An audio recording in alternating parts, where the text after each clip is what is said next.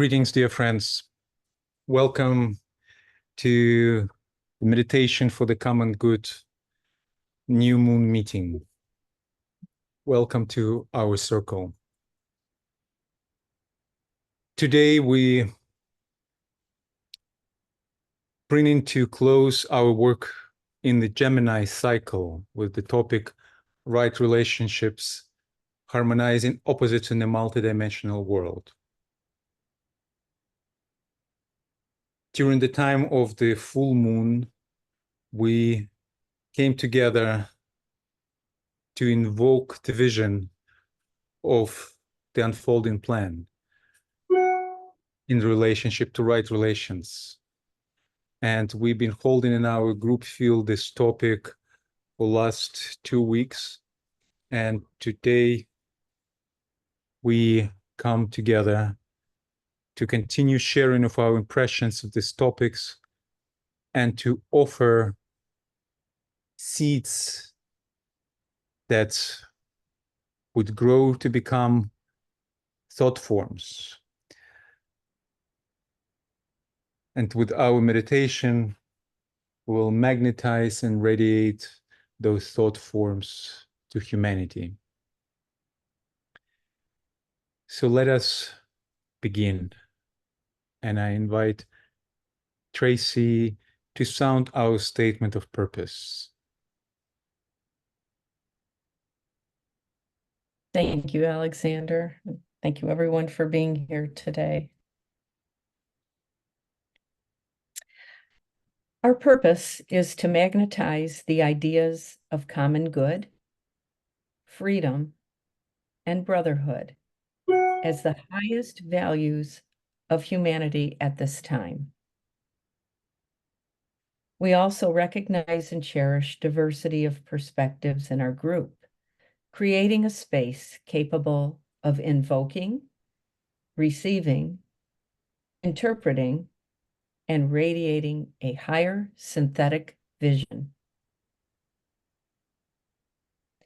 We serve as an ashramic outpost, building a group bridge of Buddhic energy. We evoke the soul of humanity, and we envision humanity as being the seed that is flowering. And finally, we prepare the way for the reappearance of the coming one.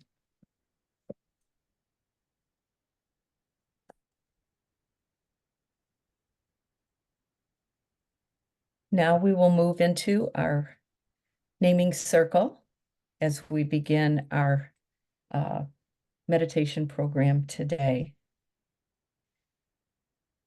So as we begin our focus today in this new moon meditation, the naming circle unites our hearts across distance as we begin our alignment and bring ourselves fully into our group work.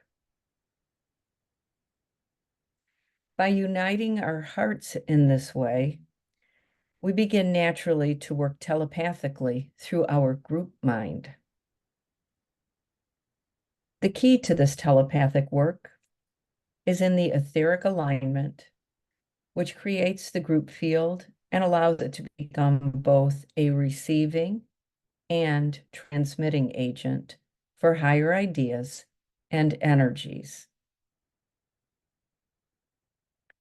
We will begin today by calling our names into the circle, starting with our organizers.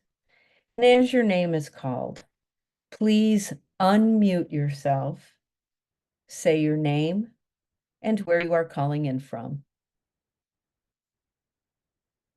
For example, Tracy Arbor, calling in from Novi, Michigan, USA. And as we go through this, let us turn our attention to our hearts and the heart center of the group gathered today, as each one of us calls ourselves into this circle. Alexander. Hello, friends. Again, my name is Alexander Ilchuk, and I'm calling in from Brooklyn, New York, in the United States. Welcome. Birgitta. Greetings. I'm Birgitta Rasmussen calling in from Slagelse in Denmark. Welcome. Judy. Hello, everyone. This is Judy Harrison calling in from Brewster, Massachusetts, USA. Welcome. Anka.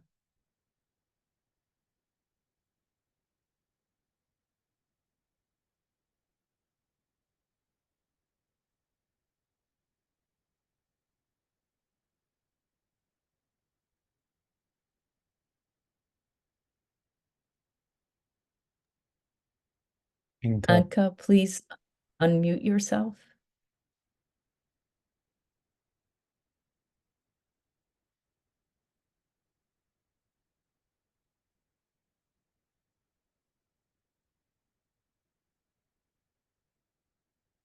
She might be having problems with her computer. Welcome, Anka. Anetta. This is Annette from Denmark. Welcome. Ben. Hello, it's Ben in New York City. Welcome. Betty.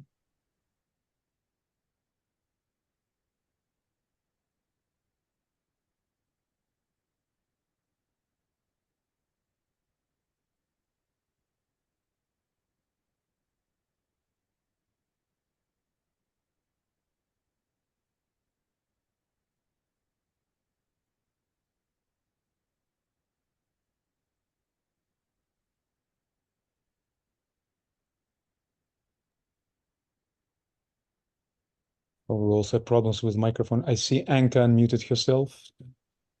Yes, hello to everybody. I'm from Ottawa, Canada. Welcome. Thank you.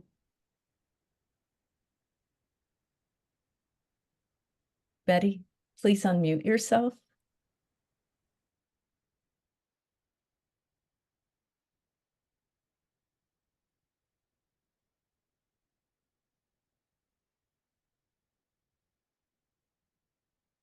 Welcome, Betty. Darcy.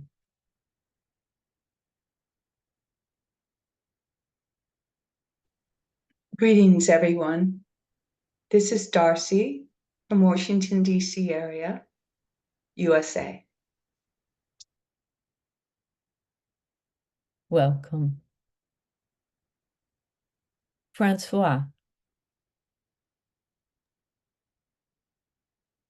Françoise.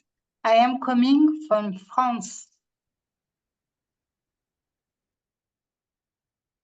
Welcome. Jillian. Hello, everyone. It's Julian from Norfolk, UK. Welcome. Joanna.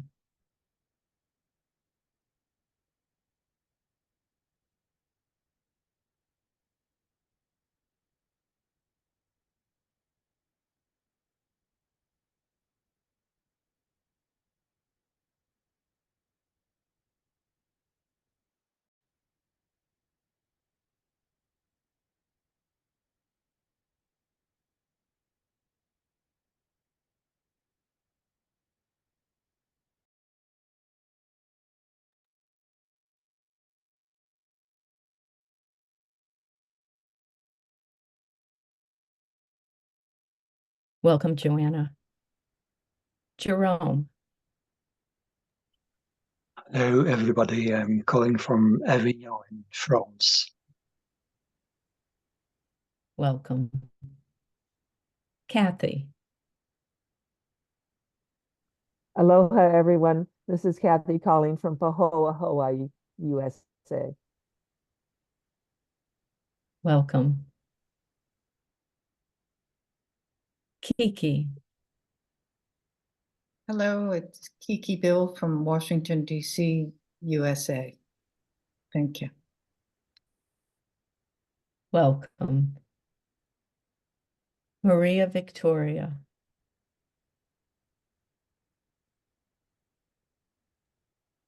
Hello, everybody. I'm Maria Victoria, calling from Italy. Welcome.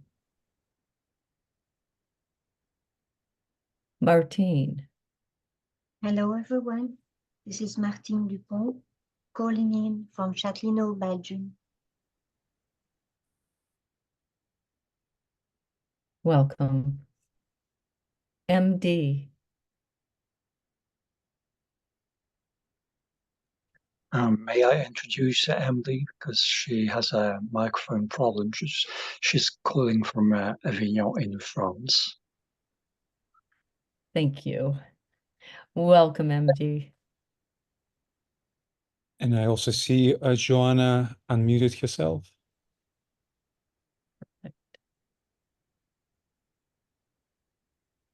Joanna, if you would like to say your name and where you're calling from.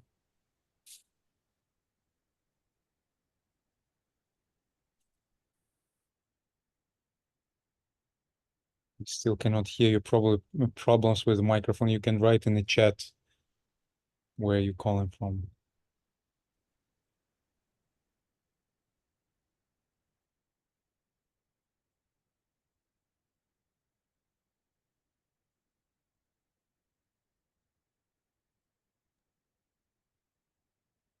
Over to you, Tracy. Thank you. Thank you, everyone. Now that we are linked together as a group, let us share a few moments in silence to align, forming a triangle between Shambhala, the hierarchy, and humanity. May our efforts be of the highest vibration in selfless service for our purpose. Over to you, Alex.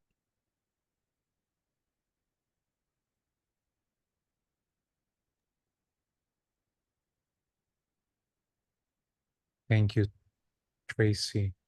Let us hold another minute of silence, recognizing our togetherness in this circle as we prepare for our work.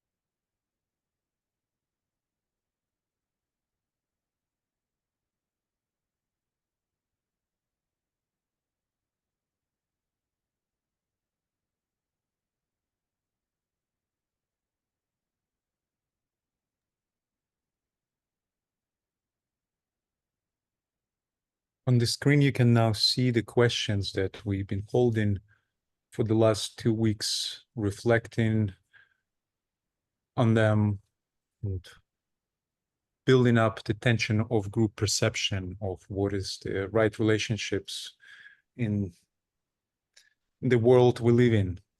What do they manifest like? Before we start sharing our impressions, I invite us to open the community impressions board. You can find the link in the chat and see what's been shared there in response to these questions.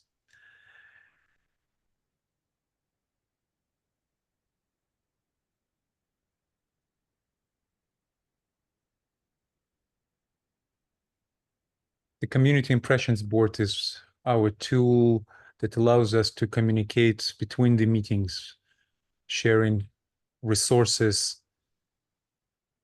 and actual ideas that we receive as we hold our topic in focused meditation.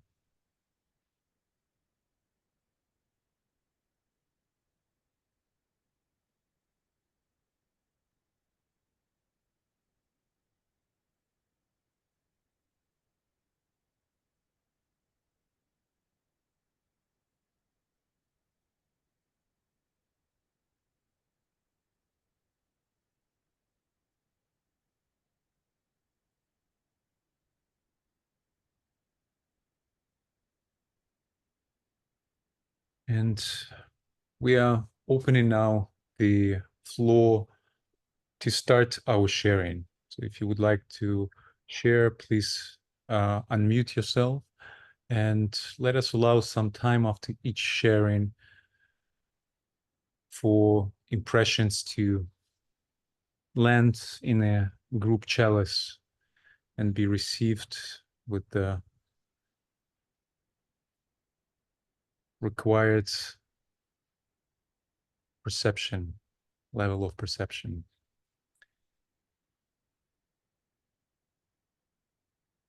When you're ready, please unmute yourself.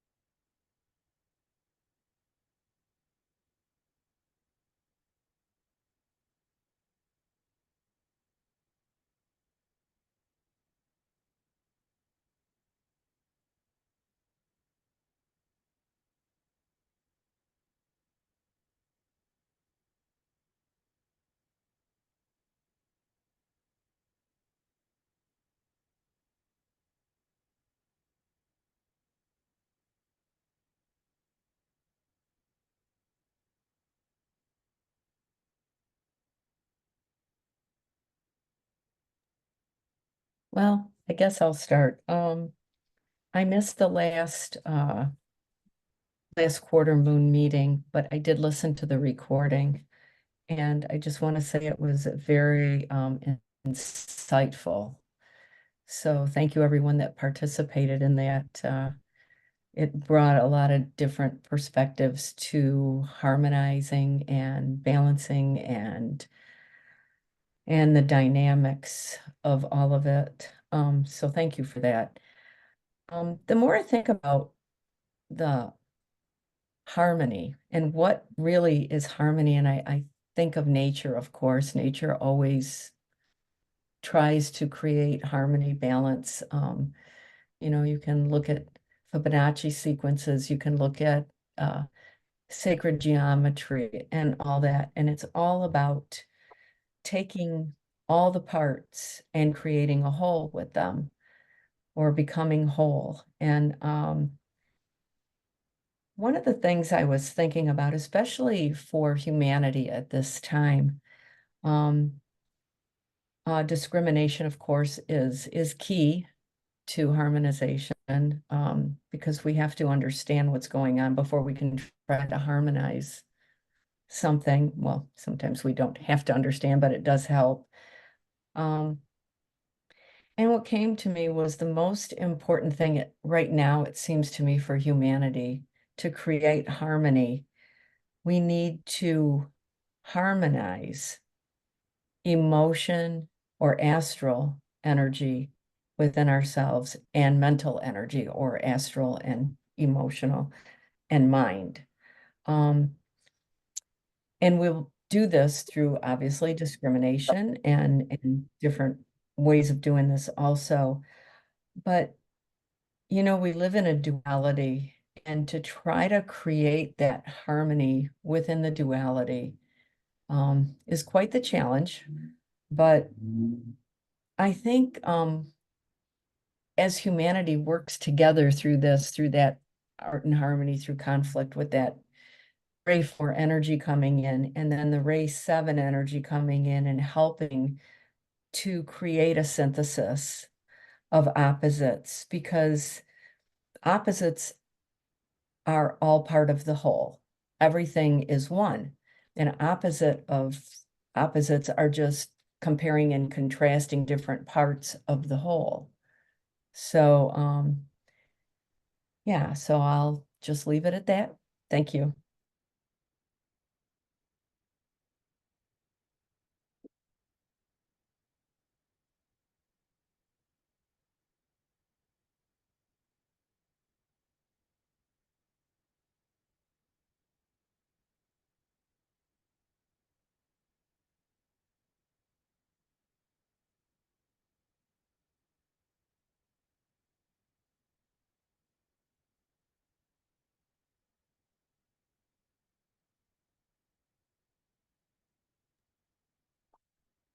This is Annette. I agree with you, and I'm thinking that the fourth ray coming in 2025 is gonna be a challenge for everybody, because then we have harmony through conflict, and we have many conflicts. But I think also, as we talked about last time, that we can, it will help us to create a better connection between the left side of the brain, the masculine, the more fifth ray part of the brain, and the right part of the brain, the feminine, more fourth ray, and therefore helping us to create this harmonizing between the mental and astral plane, as you talked about, Tracy. Thank you.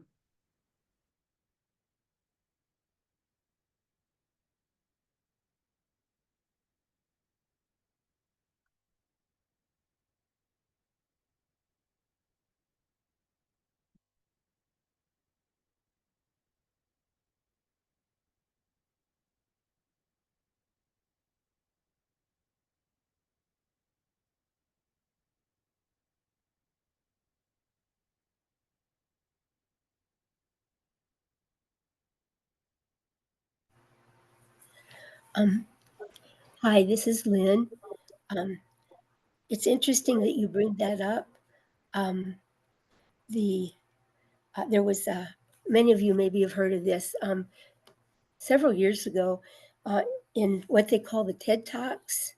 I don't know if people hear that in all parts of the world, but here in the US, there was a show on the radio called TED Talks, and various people can volunteer to present. And a woman presented who was had her doctorate. She was a scientist and studied the brain, and she found herself in a situation where she lived by herself, I guess, and she was getting ready to go to work and actually had a stroke in the left side of her brain. It was only on the left side. The right side was functioning, and she was seeing God, basically. She was having amazing perceptual experiences. And even, I think one example she gave was when she looked at her arm, she would hold her arm up and she could see no boundaries. She couldn't see the edge of her arm anymore. It was all blended into one thing. And anyway, it was quite interesting. But she had, just to finish the story quickly, she knew what was happening to her. And she knew she had to somehow get help, but she was unable to dial the phone because all she had was the right side of her brain to do that dialing. And she finally was able to get help, but linear thinking was very, very, very much not available to her. So, and I can't remember how she did it now, but somehow she did figure a way to get help. And she went on to so she talked about this during the TED Talk, which was quite moving because by the end, she was just about in tears in trying to describe her connection to the divine and how much that meant to her and what an amazing experience it was, and how differently you see the world once you've touched that divine aspect. Just thought you might be interested in that.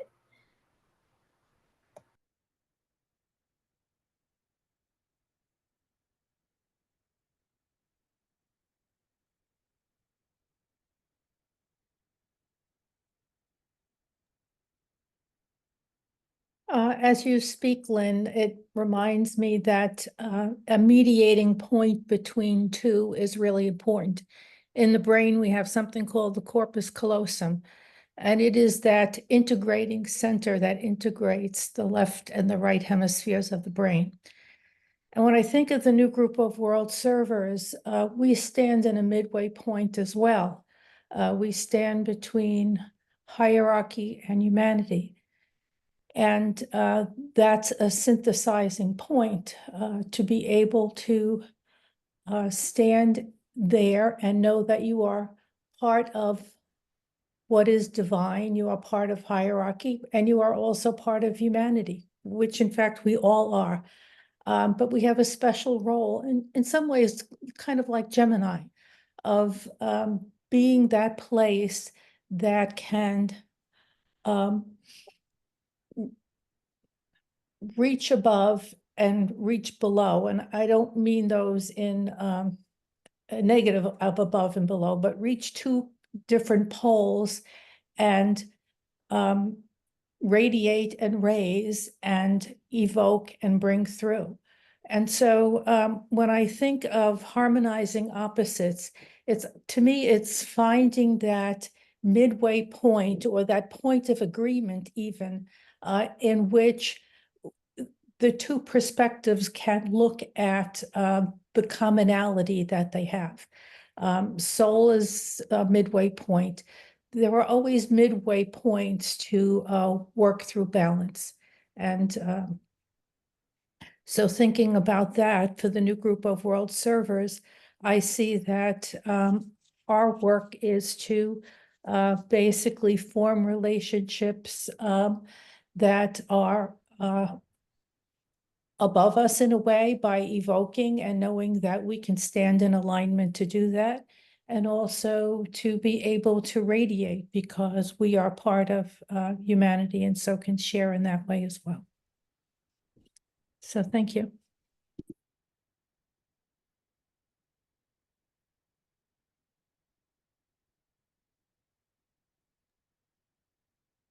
Well, it's a very good point, Judy. I'm thinking that what we as part of the new group of world servers do is also to step down the high energy and make it more available for humanity, and to step down the high ideals and making thought forms that are more to understand to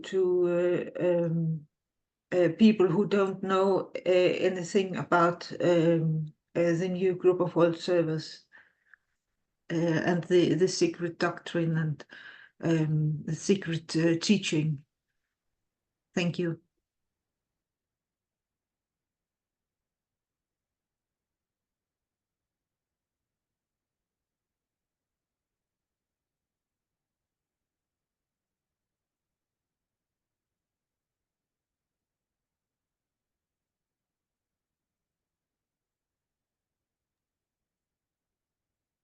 Hi, Katja.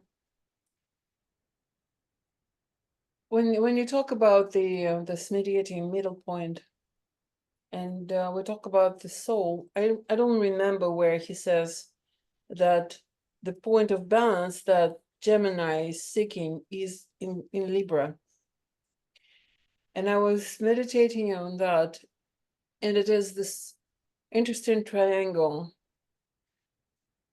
Gemini, Libra, and Sagittarius. So whatever grows, the influence of the soul in Gemini, and personality wanes. It's interesting because in personality, it's on the one hand wanes, on the other hand, it gets soul infused. But the real soul infusion happens in, not the real, but major, I think, influx comes in Virgo with Christ consciousness, when the relationship between the form and the spirit becomes of a nurturing kind. And then in Libra, finally, the crisis comes when the soul starts directly sending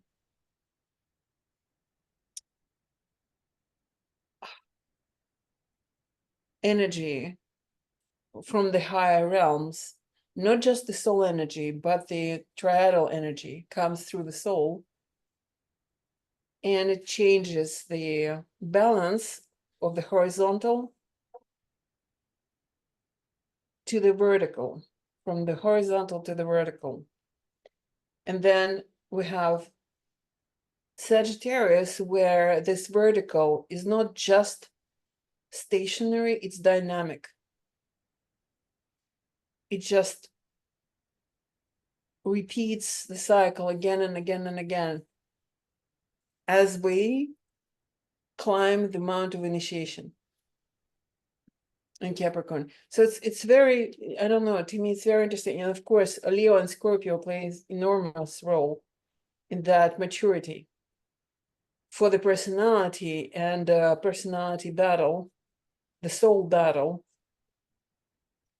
in Scorpio with the best of the best of the best that personality holds, to realize that that best only serves when it serves the purpose of the soul.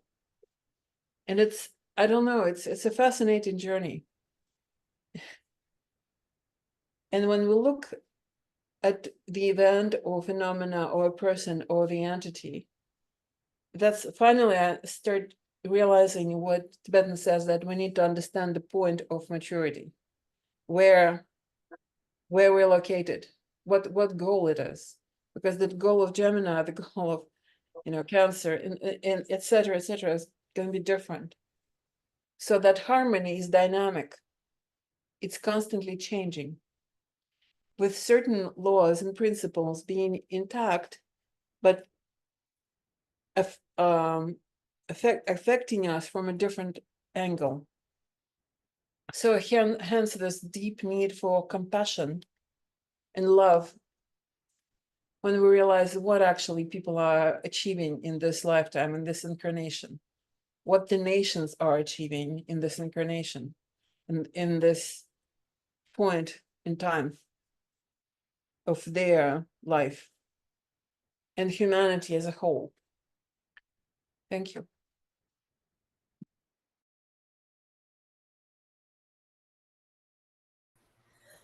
Katya, I think I've been sensing that triangle you started speaking about for a while. It's been close to in my mind. I see Sagittarius as the sort of in everyday terms is like a needed, since it's so purpose guided and so forth, goal guided. I see it as a common person, a common purpose that people could share. It seems if people can recognize and share common purpose, it allows room for inspiration and reaching higher into areas that take us beyond the sort of oppositional conflict. It just seems like a technique that could be so valuable right now if we could, as a society or as small groups in whatever way, start seeing common purpose as something we can focus on, even if we disagree about how to solve the problems. And I think it's that triangle that you brought up. Okay, thank you.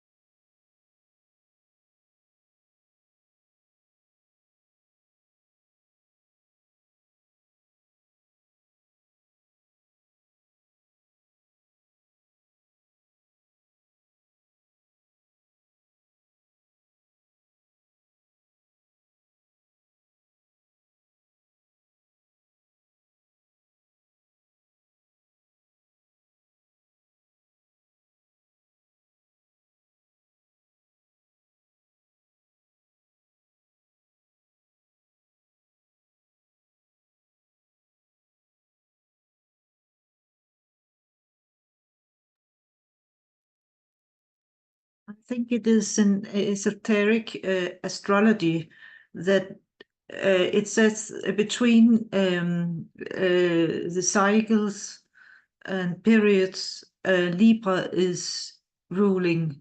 So we are about 100 years from stepping into Aquarius. So I guess you could say that Libra is ruling now, and therefore this triangle could be working now. Thank you.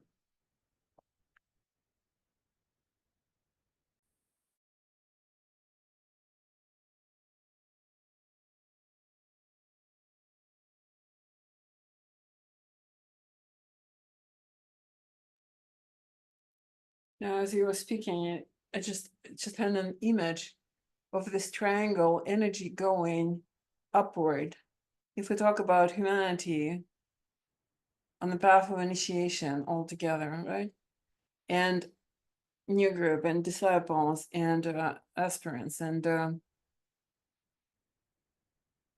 people of goodwill, everybody is just this is a almost like this air flow upward, air rising, like birds use that, and you can see that how they, in certain places where the airflow is upward, they move without flapping their wings. They just spread their wings, and they use that direction just to effortlessly glide upward. I've seen that several times in my life. It's fascinating. So I wouldn't say that we are doing that effortlessly, not really. But if we align with that energy, and since we're doing that every like we are doing that for many years, experiencing, having a living experience of the astrological energies of the signs, we can actually use it in a practical manner as this force that always goes upward. And if we align with it, we can move easier in more, I don't know, harmonious fashion. It's a good point. Thank you. And it is working. Libra does guide us, and we are in this presence of Saturnian energy and Venusian energy, and both are extremely potent and helpful, as long as we are consciously aligning with it, not trying to avoid the goals and karmic equations that we're here to resolve, but facing, like we have this phrase that I love, that facing the upcoming wave of life, you know, like when you stand on the beach or the ocean and the waves are coming at you and you're facing them. And this is life coming.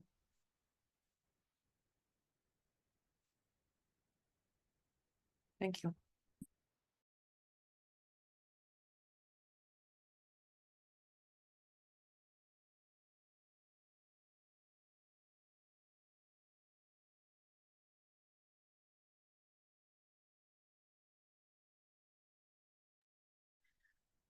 When you mentioned the birds, I had the vision of geese that fly in a V formation. And the air current or the thrust when you're in a group like that and there is a lead brings up the rear, if you will. And so it made me realize how much easier it is to have that upward thrust when you are in group. That you don't have to do it alone, that rise is so much easier. And so I think as we move into Aquarius and we look at the beginnings of working in groups together, in all different venues, in the political arenas where we're doing that to some extent, but really, you know, not leaving it to leaders, but being part of a group, then that ability to harmonize becomes easier because we can find a place where it's not just opposites, if you will, but rather a range that we can take from and be part of. So I see moving as groups, and certainly the new group of world servers is doing that. We support each other in that that higher vision. And the whole idea even of synthesis, when I think of the triangle that the Christ stands in, the energies of the avatar of synthesis, the spirit of peace, and the Buddha, he can synthesize those and bring that forth. So to be able to synthesize by being part of a group that can reach higher, I think is important. And you mentioned some of the constellations and some of the planets. I think understanding that those are doors to certain energies and that we as a group can utilize those to our benefit, to the benefit of all of humanity is important too. So having that perspective of alignment in group formation certainly supports harmony, and in a multidimensional world brings it down to meet needs.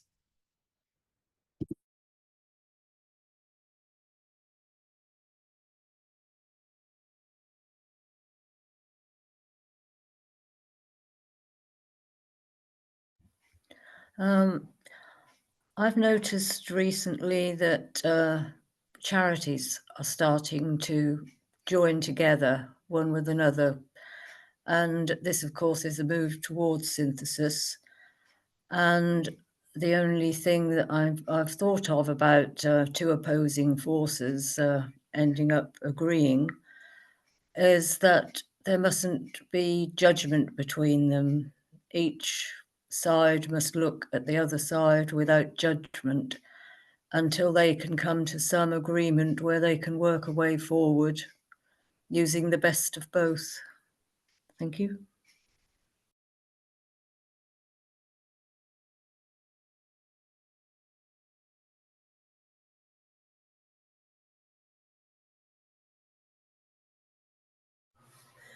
I believe I'm correct in this, that geese, when they're migrating, have to take turns being the lead point because it's so exhausting.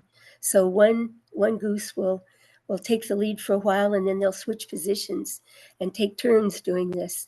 I think that's accurate.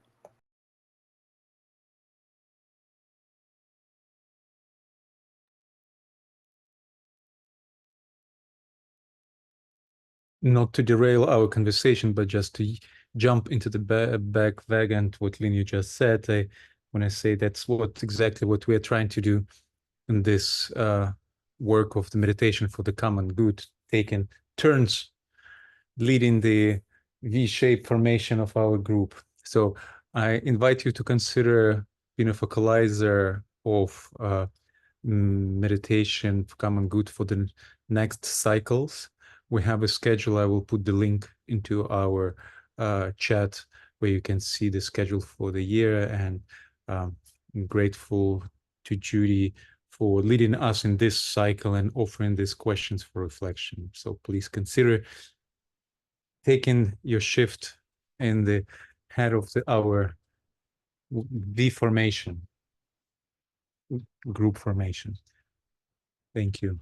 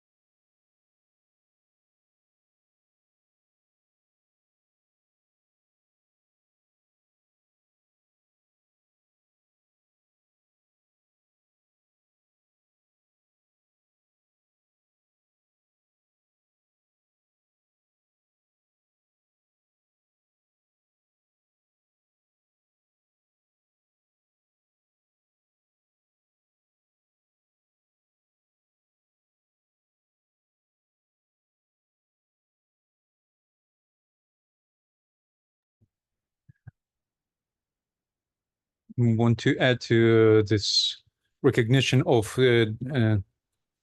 dualities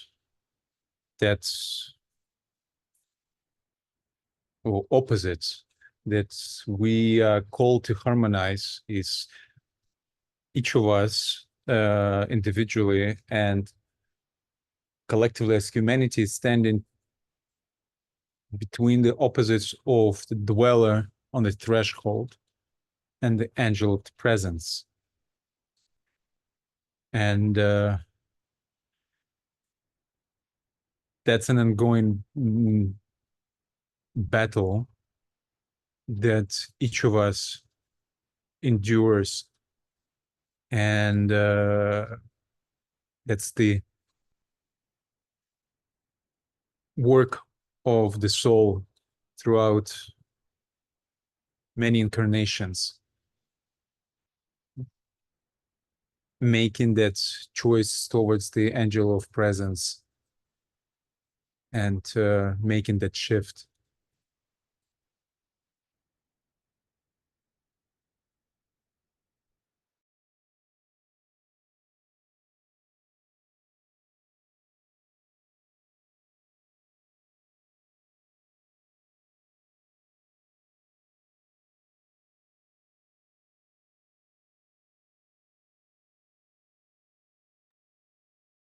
I have been thinking about conflict and the idea of conflict, and then tension, and then emergence as the three that Master DK offers. And for emergence to happen, there needs to be conflict. Otherwise, there's stasis or staying still. And so it is that tension, that middle point really, that brings the conflict to a new emergence or a new harmony. And even as you mentioned, Alexander the Dweller, on the threshold, you get past one hurdle, and then there is emergence. And then after a while, the cycle starts again, and there is a conflict for that next iteration of unfolding. So in this planetary scheme, everything is a constant unfolding. So conflict, tension, and emergence are a triangle that we see happening all the time.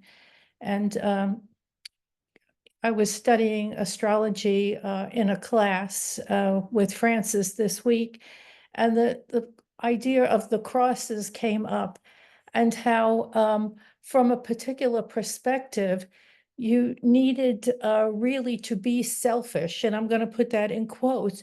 You needed to go from mass consciousness to the idea of individuation and me in order to then move beyond that to the next stage of a we. So at every stage, there is an unfolding and there is a conflict to bring us to that next highest level. It is just the way our planet, this planet, is constructed. And so in some ways, I think if we looked at conflict in its positive of what it can bring forth, I think that we might have a wider perspective and a better view.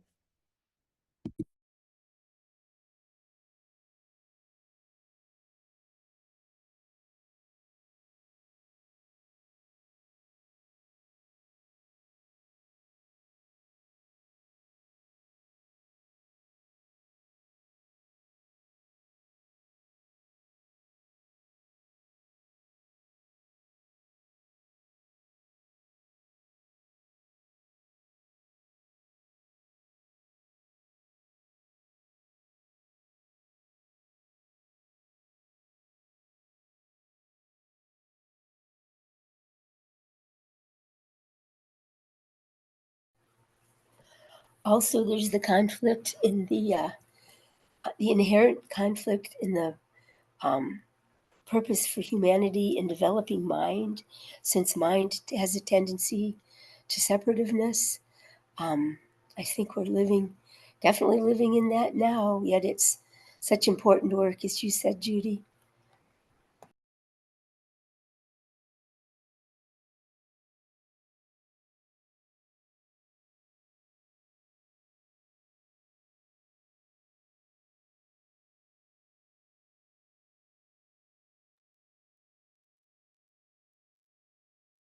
Just always comes to mind that we're on the planet of,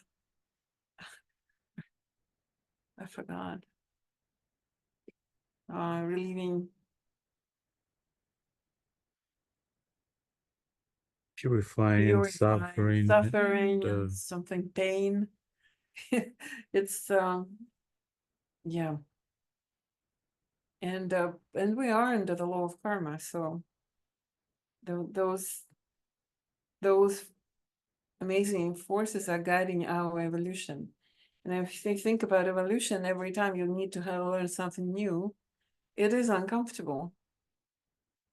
I mean, it's uncomfortable is a very, very soft word to describe that things, that the forms that is being basically changed, crystallized, and then destroyed in order to be revealed.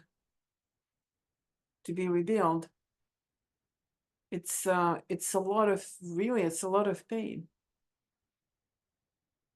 Kids, when they grow, sometimes they have growing pain when your bones grow. And when your capacity to do things differently on the next level compared to your own life, that's what we call selfishness, but basically it's self-centered, right? Part of you. And then, you stretch. And I remember when I was having an issue in the beginning of my esoteric work,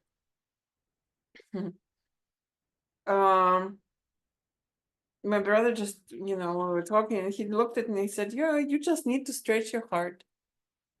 And I said, "What do you mean?" He said, "Well, like you stretch your muscles, the same thing you do with your heart. You just stretch your heart. You make it bigger, you expand." And it is painful to come through that separation, through this energy of separation. To me, it was like as if I had to break the glass, this glass between me and the world, or the world and me, or people and me. And it's like when you cut through the glass, it happened with me once when I was a child. I got into the glass door and the glass broke and it cut me in my hands, my arms. It just, this cutting pain, but yet you do it. And I'm sure that people in a different ways might experience it very differently, but still.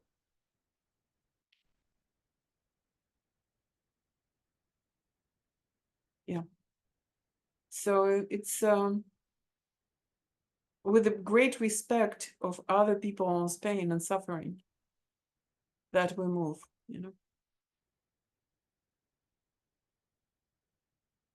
Over.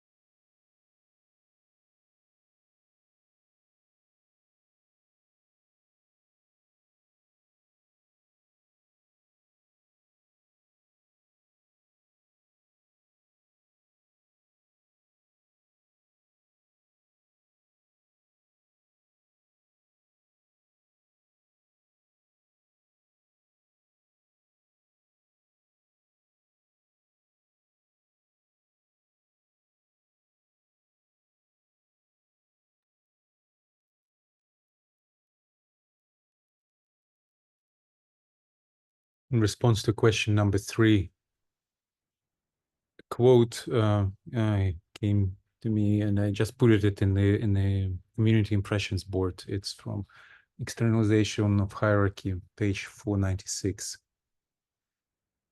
"Forget not that all success, both good and bad, is dependent upon the sustaining of the point of tension. This point of tension involves the dynamic focusing of all mental, emotional, and physical energies at the central point of planned activity. This, by the way, is the objective of all true meditative work.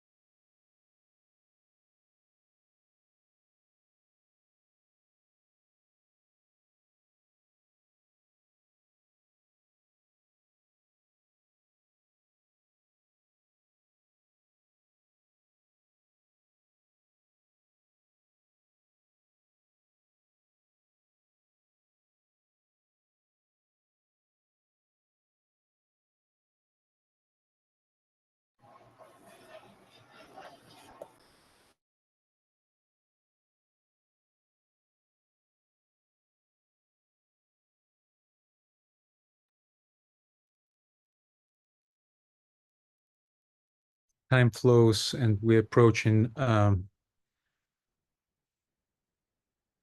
meditation segment of our meeting.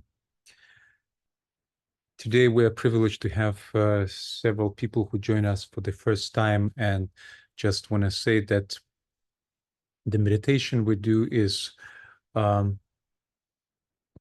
involves our group focus and contribution from the group, which is somewhat unusual. And at some point we open the floor, inviting each of us to offer a seed into the group chalice.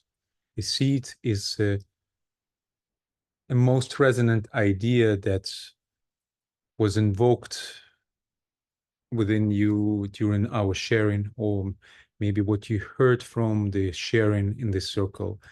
And that can be just maybe one word or a phrase or a sentence that you would offer into the chalice.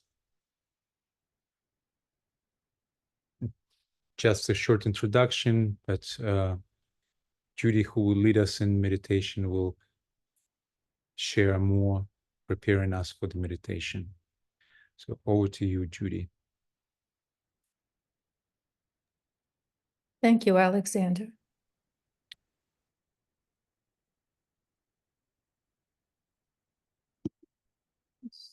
So friends, let us take a breath now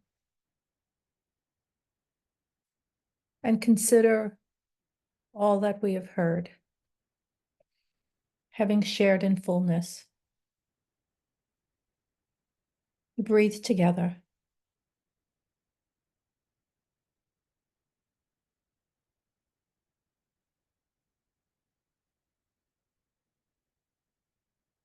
We have come together today as co-workers,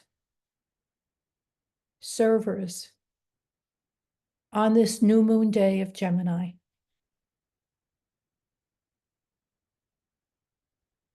So let us breathe and feel the warmth and glow of being together.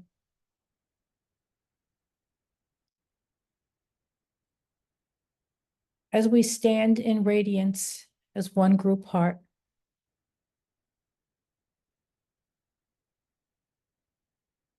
in joy, we smile.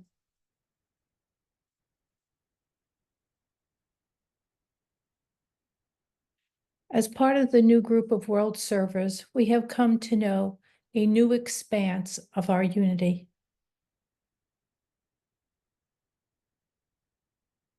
We are connected with each other in this meditation. Let us feel that connection now.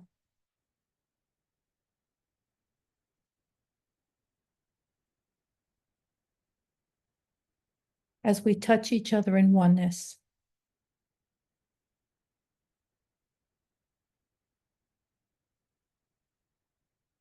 And now sense the groups of which we are a part.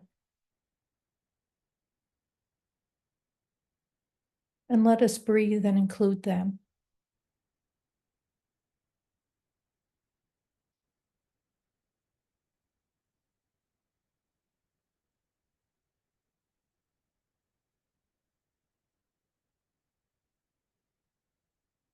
an etheric network of light.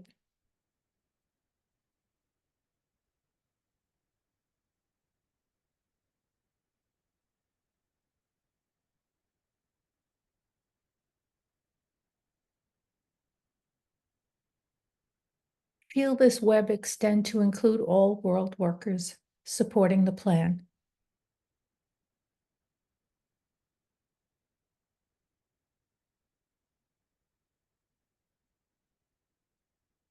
Let us breathe.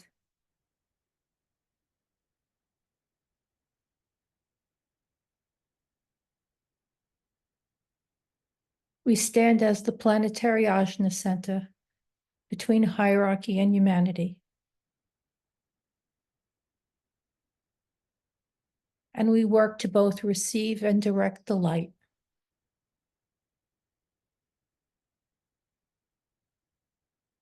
As lighted outposts of hierarchy, and yet one with all humanity. We are a living fusion.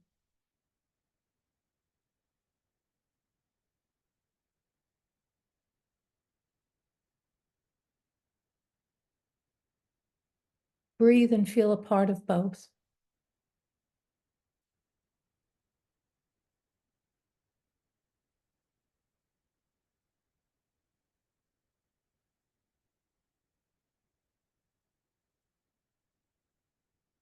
So we have gathered at the culmination of a 3-month spiritual cycle.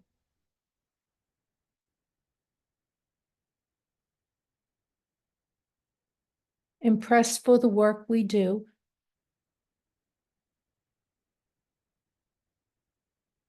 and the work that we will do as 2025 comes, ending the Forerunner stage.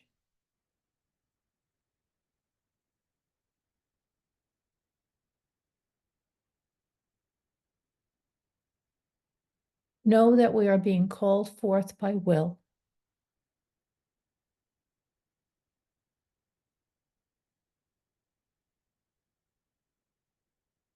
Feel that pull.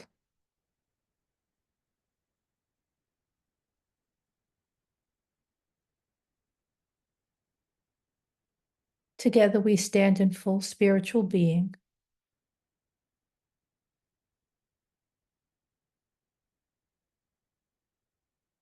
In Buddhi,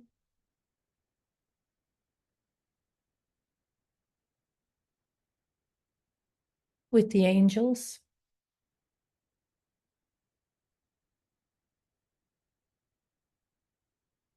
with the elders, and within the one life.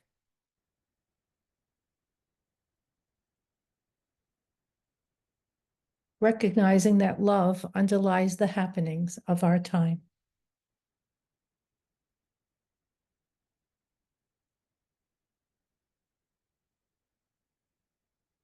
Let us feel that love completely.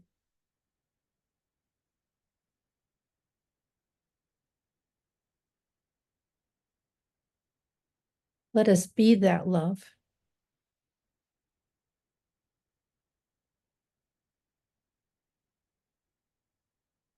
And radiate that love. This will give potency to our seeds.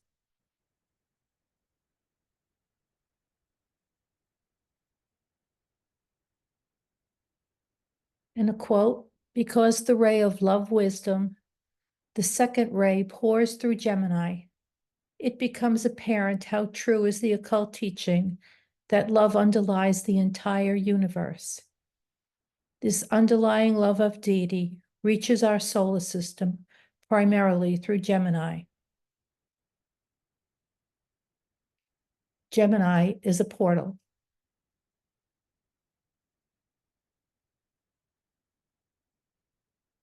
A portal for the second ray.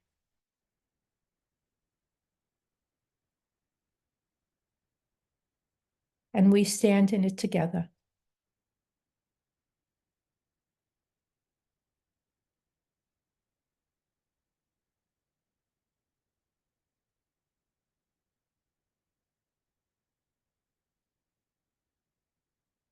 Gemini is also a mediating, fusing, and synthesizing cosmic being.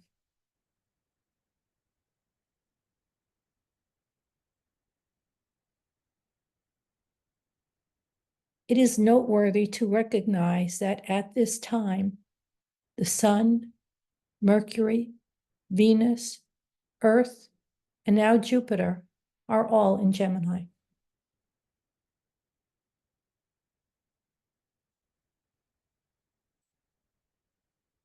Jupiter brings expansion.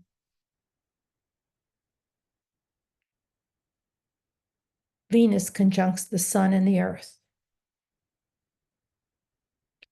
We breathe.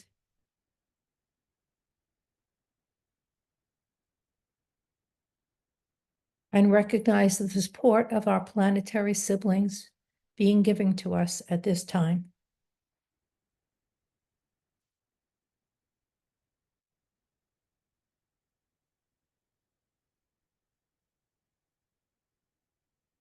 The culmination of a 3-month cycle. Let us consider the 3 constellations of the high interlude. Aries is fire, bringing forth the first ray.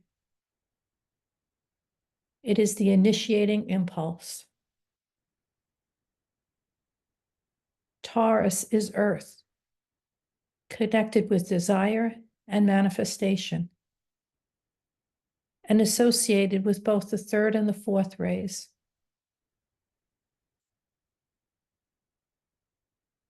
And Gemini is air, associated with mind and buddhi, bringing forth the love of the 2nd ray.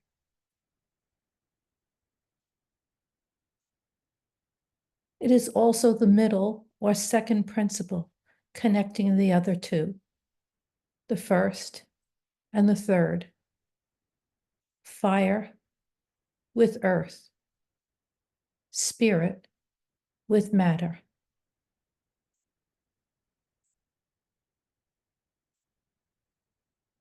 A wonderful teacher to us for supporting opposing points and bringing through harmony.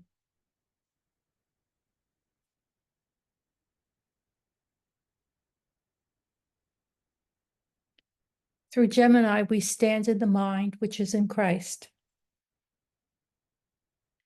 supported to think with our hearts and love with our minds. Let me say that again. Supported to think with our hearts and love with our mind. Let us hold these thoughts,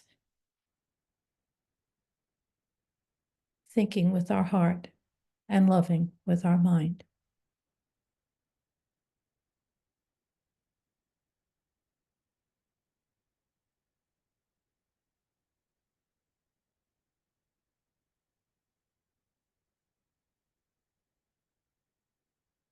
Gemini's ruler Mercury supports the building of the Antakarana. Breathe in her energies.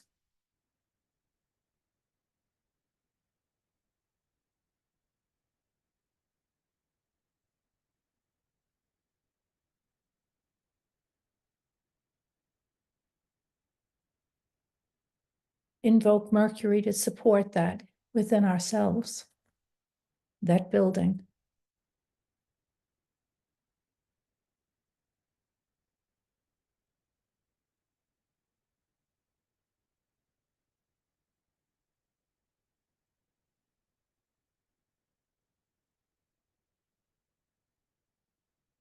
Gemini's ruler Venus connects us with higher mind and is the soul to our earth. Breathe in her gifts.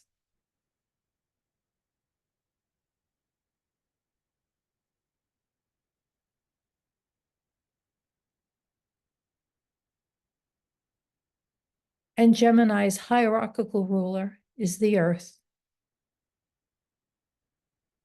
Gemini brings love both to the earth and through the earth as her hierarchical ruler. A sign of duality and magnetic interplay, whose gifts and support we can now invoke and direct toward the highest aspirations of humanity.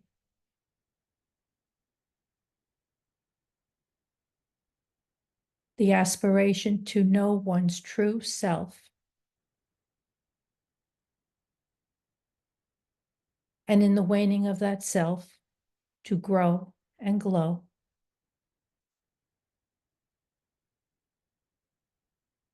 Let us breathe and direct this love to humanity.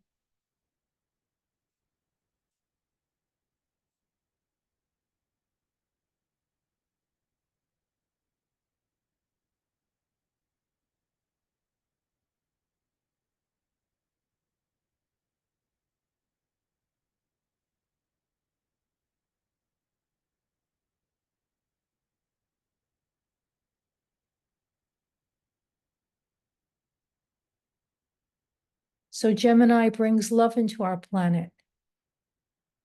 Mercury bridges between the human and divine. Venus streams a great light to Earth,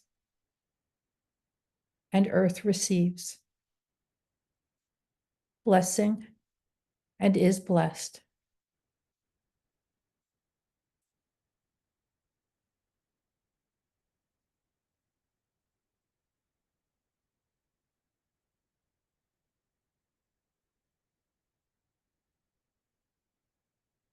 And let us consider Gemini specific to its placement on the mutable cross.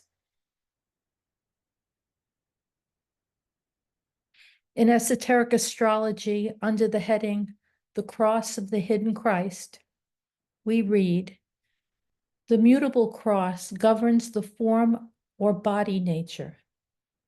It controls the whole life cycle of the individual soul through the stages of the lower experiences of humanity, the strictly human stages, and the integrating process of personality development, until the man stands forth as an aligned person, slowly reorienting himself to a higher vision, a wider vertical and horizontal grasp of reality, and thus becoming an aspirant. This cross governs the lower triad in manifestation and rules the three worlds of human evolution. Upon the mutable cross, the crucified man sees naught of the picture. He suffers, agonizes, desires, strives, is the apparent victim of circumstance, and is the victim of a veiled vision and an inchoate longing. These gradually take shape until he reaches the stage of acquiescence and aspiration. Then he finds himself on the fixed cross and begins to grasp the whole of the purpose of the experience upon the mutable cross, as far as humanity is concerned, and to realize that there is a hierarchical purpose which can only be grasped by the man who is willing to be crucified upon that cross. He reaches the stage of responsibility, self-awareness, and right direction. His orientation is now the spiritually vertical, which involves the inclusive horizontal.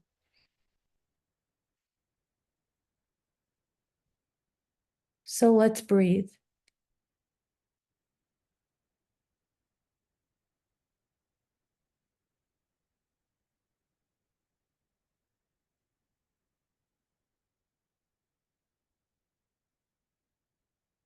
So having explored the gift of Gemini, we now reconnect with the seeds we have intuited, and we begin our sharing.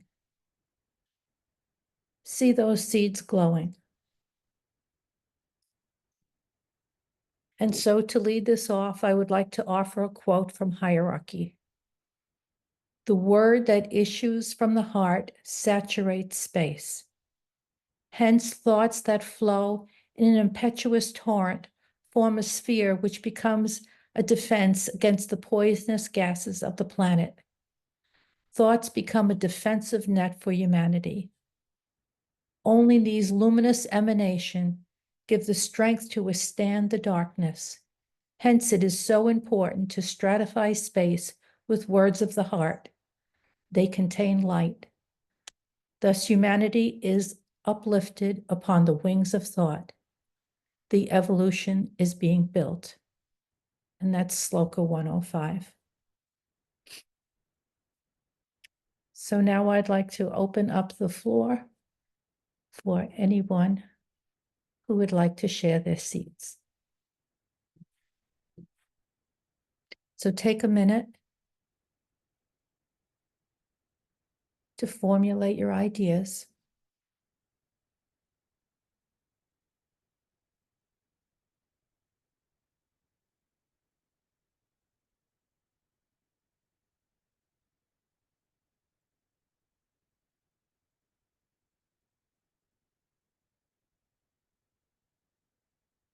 And feel free to write them down if you would like to do that.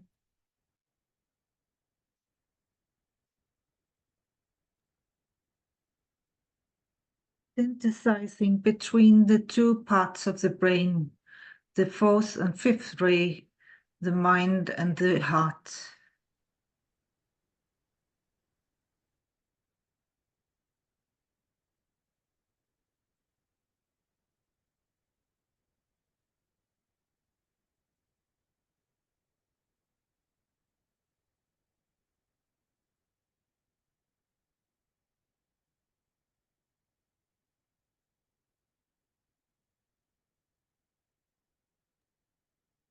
Love is a synthesizing energy that harmonizes the pairs of opposites.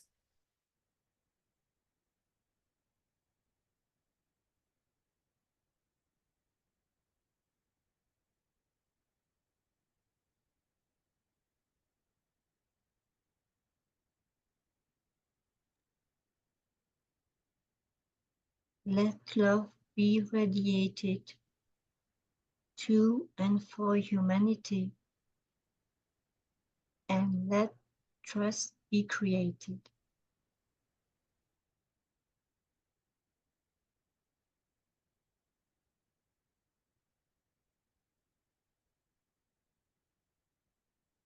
May the living energy of Gemini strengthen the etheric subplane of each plane.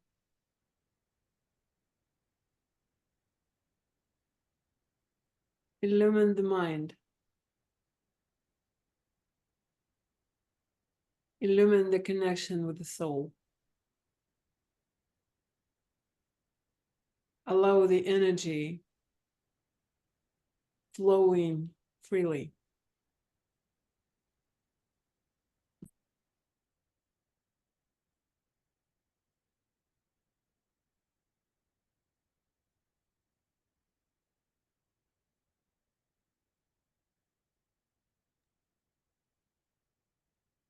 Stretching the heart to the will to accept people as they are.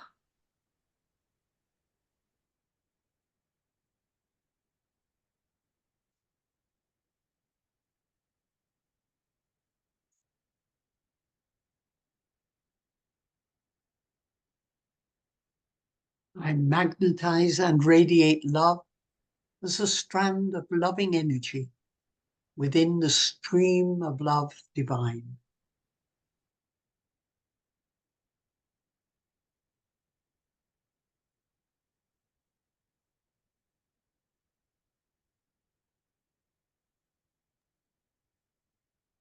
Humanity awakens and sees that opposites are just different perspectives of the one whole.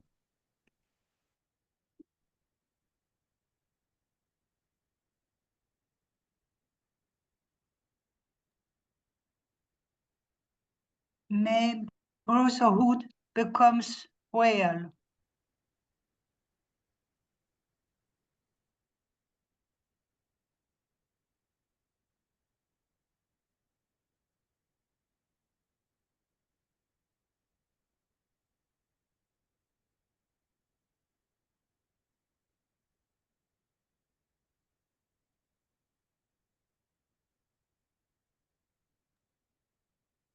The law of polar union binds the pairs of opposites, the fusion of the dualities, and the marriage of souls.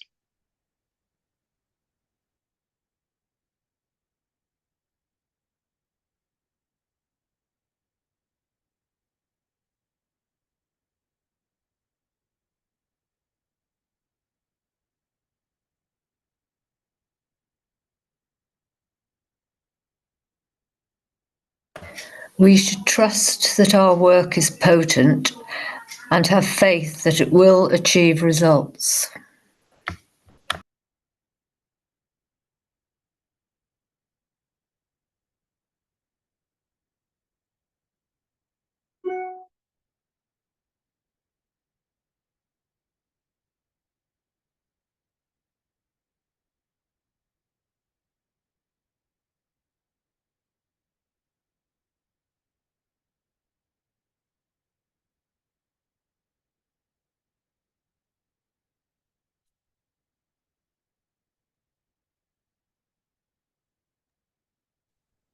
It is always love and forgiveness.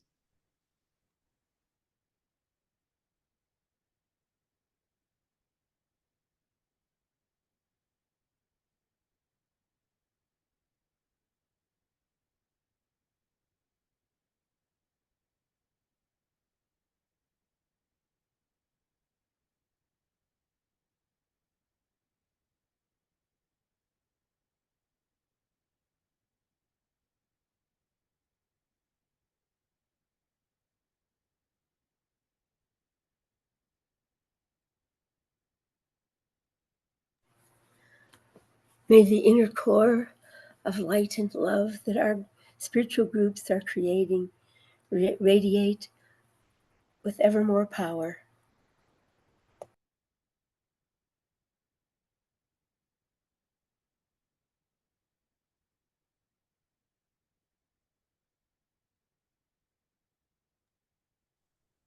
Recognition of beauty.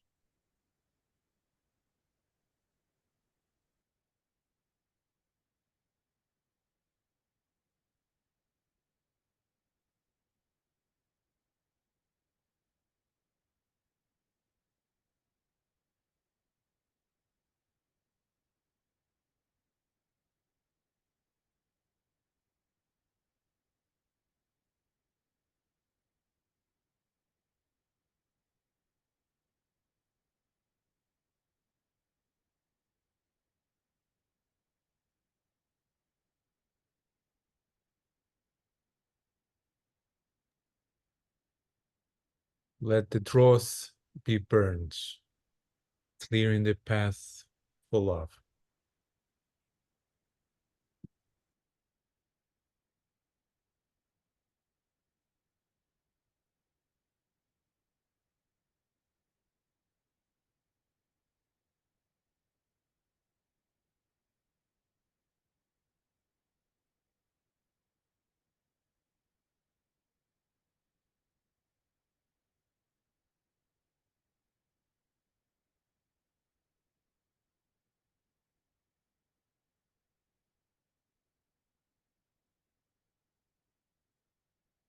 If there are other seeds, please add to the pile now.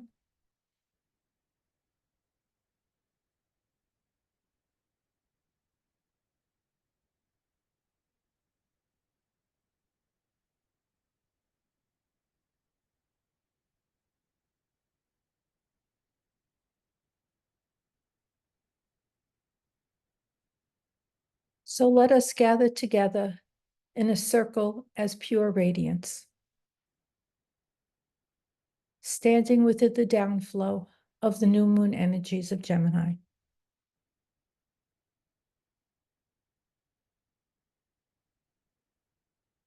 From and through the universal heart of the Christ in which we stand, we direct the light of our seeds, thoughts, to the center which we call humanity, seeding harmony and right relations within all life, including between humanity and its soul. So now we direct the beam of our lighted thoughts, holding it for several moments as we envision this light entering the heart-mind of humanity.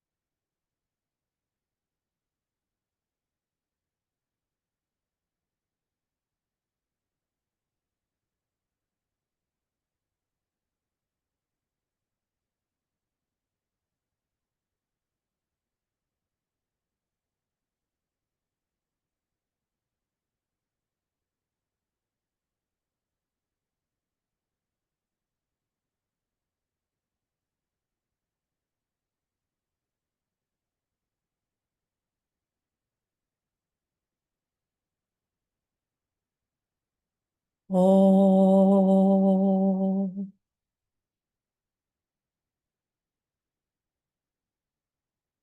We close now with the great invocation, which, like Gemini, is a portal through which energy flows.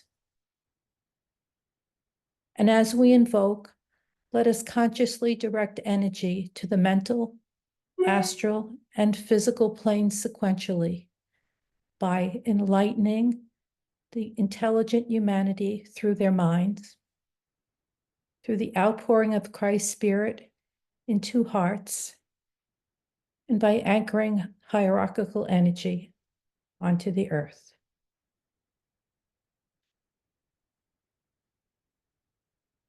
From the point of light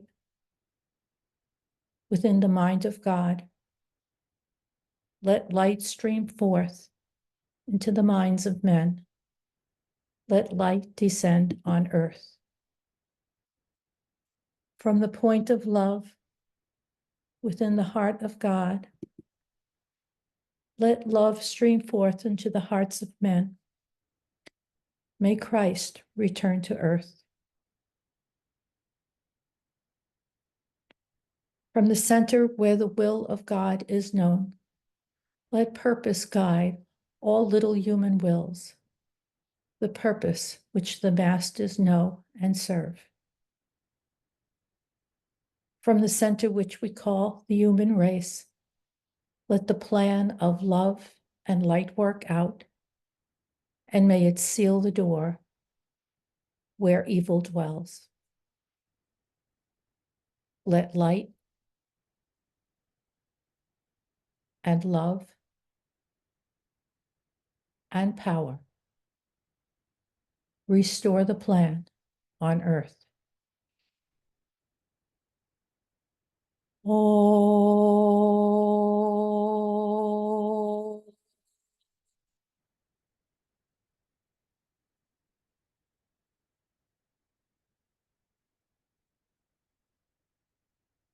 Oh.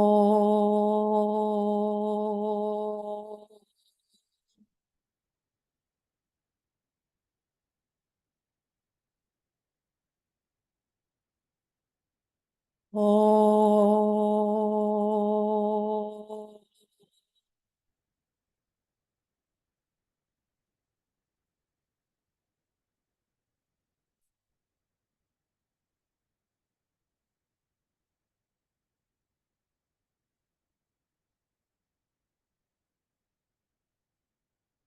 Thank you for your service.